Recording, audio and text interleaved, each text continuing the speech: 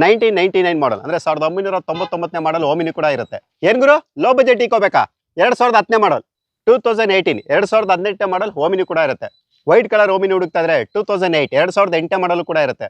2017 ಅಂದ್ರೆ 2017 ಮಾಡಲ್ ಓಮಿನಿ ಕೂಡ ಇರುತ್ತೆ. ಈ ಓಮಿನಿ ನೋಡ್ತಾ ಇದ್ದೀರಾ, ಇದು ಬಂದು 2017ನೇ ಮಾಡಲ್.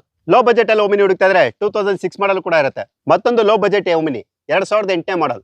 ಮಾಡಲ್ ವೆಹಿಕಲ್ಸ್ ಹುಡುಕ್ತಾ ಇದ್ರೆ 2021ನೇ ಮಾಡಲ್ ಈಕೋ ಕೂಡ ಇರುತ್ತೆ.